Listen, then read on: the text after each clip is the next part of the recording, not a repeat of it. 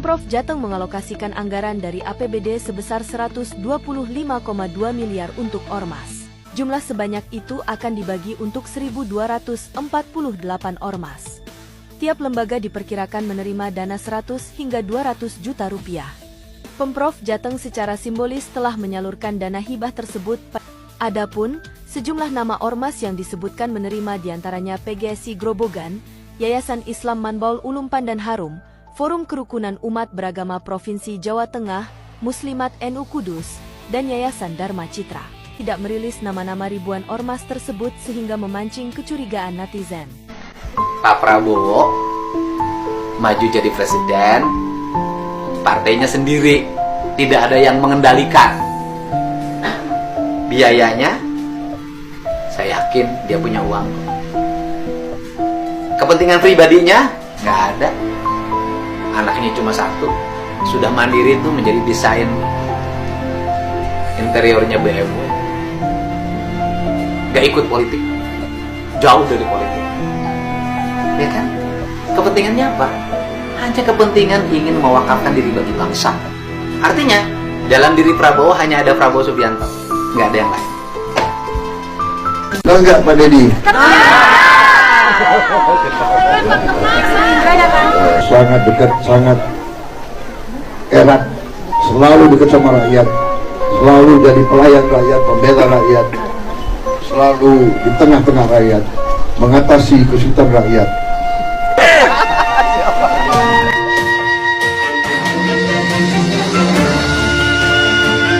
Lur, kinerja Gubernur Jawa Barat Kang Deddy Mulyadi dan Gubernur Jawa Tengah Ahmad Lutfi saat ini lur menjadi sorotan publik lur.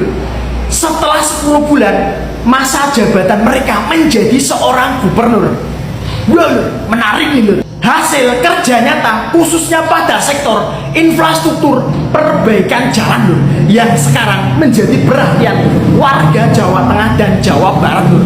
Mereka seringkali membandingkan lur jalan yang ada di Jawa Tengah dan jalan yang ada di Jawa Barat lur. Oh ya lur, saya ingat lur, beberapa waktu lalu lur, Bapak Ahmad Lutfi mengatakan lur, masa ada gubernur tukang konten, sedikit-sedikit dibikin konten. Kegiatan apa dibikin konten? Bantu orang bikin konten. Halo guys, itu lur, olok-olok dari seorang Ahmad Lutfi kepada Kang Deddy Mulyadi lur. Dan sekarang kita bisa lihat sendiri lur, hasil kerja nyata dari seorang Kang Deddy Mulyadi lur. Jalan-jalan di Jawa Barat rapi, indah, di samping-samping dibikin taman-taman lur. Dan hampir 99% jalan yang ada di Jawa Barat semuanya mulus lur, dicor dan diaspal dengan baik.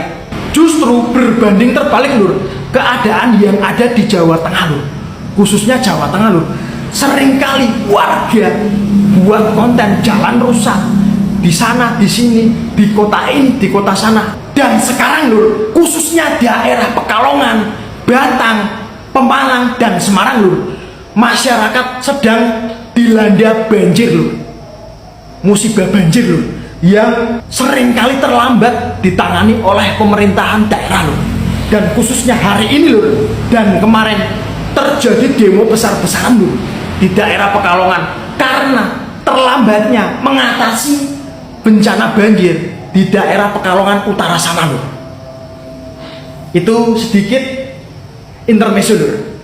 Kira-kira lur, sampean jika disuruh menilai lur antara Jawa Barat dan Jawa Tengah lur, sampean pilih bagusan yang mana lur? Ketik lur di kolom komentar. Gila.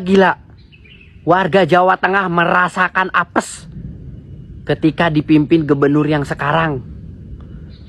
Membandingkan dengan gubernur Jawa Barat, warga Jawa Tengah mengatakan apes mempunyai gubernur yang sekarang. Ini video faktanya. Boom. Saya ini adalah orang Jawa Tengah ya, agak apes gitu ya dapat atau punya gubernur seperti Lutfi. Saya jauh lebih bangga dengan adanya gubernur seperti KDM ya, luar biasa Bandung ya, top lah. Jadi gini ya, saya mau menanggapi omongannya gubernur saya ini ya. Pak, harusnya Anda paham bahwasannya ya tingkat desa itu ya mulai ada korupsi itu pasti ada di oknum-oknum kepala desa. Ya, banyak kok ya kepala desa yang bermasalah yang ketahuan korupsi. Tapi lebih banyak ya masyarakat itu diam saja ya melihat apa yang terjadi di desa-desanya atau di kampungnya ada kepala desa yang tidak bekerja dengan baik ya, bahkan dengan terang-terangan alokasi dana dari pemerintah untuk pembangunan desa tersebut itu tidak dilakukan secara baik ya.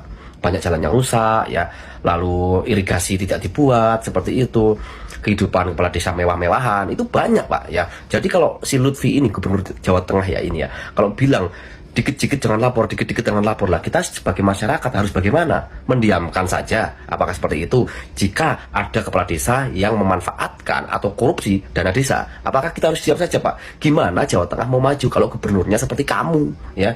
Berbeda dengan seorang KDM yang tidak toleran terhadap para koruptor walaupun itu di tingkat desa sekalipun ya.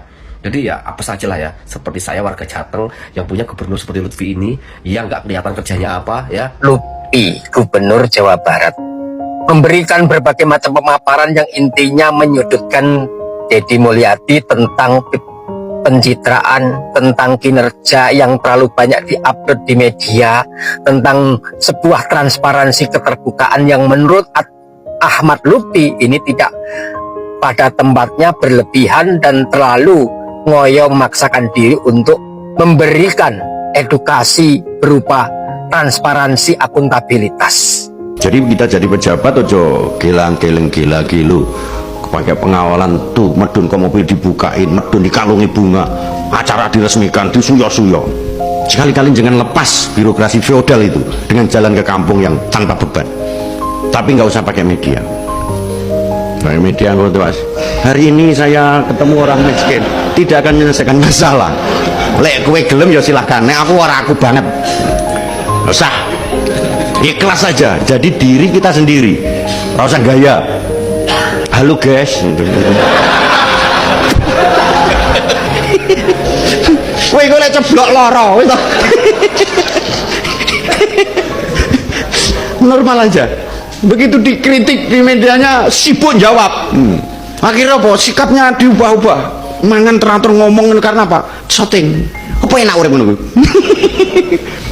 Kita semuanya setuju dengan gerakan-gerakan yang dilakukan oleh KDM itu sebagai wujud bahwa pemerintah itu ada, bahwa pemerintah itu bekerja, bahwa bekerja dalam senyap memang perlu, tetapi ketika bekerja dalam senyap itu tidak menghasilkan apa-apa, tidak ada output yang dapat dirasakan oleh rakyatnya, maka bekerja dalam senyap itu akan menjadi tanda kutip, akan menjadi cibiran, akan menjadi tuduhan bahwa mereka sengaja tidak bekerja, mereka betul-betul menyembunyikan diri di balik segala fasilitas-fasilitas yang ada dengan dalih tidak mau keterbukaan, dengan dalih tidak mau viral, dengan dalih anti media yang kesemuanya itu akan mengurangi keikhlasan, akan efektivitas kerja itu merasa terganggu. Hari ini adalah dunia media. Hari ini semua orang punya TV yang bisa mengupload sendiri, yang bisa membuat tayangan sendiri, dan itu menjadi aset buat siapa saja, pemerintahan mana saja. Apabila pemerintahan ingin menjadi pemerintahan yang benar-benar bekerja untuk rakyatnya, maka media merupakan cara terbaik baginya untuk mensosialisasikan programnya, memberikan edukasi sebanyak-banyaknya, untuk melatih dirinya bahwa bekerja yang dilakukan apabila terdokumentasi dengan rapi dan baik itu, apakah pekerjaan itu akan punya output, akan punya dampak, akan bisa diterima masyarakat atau tidak.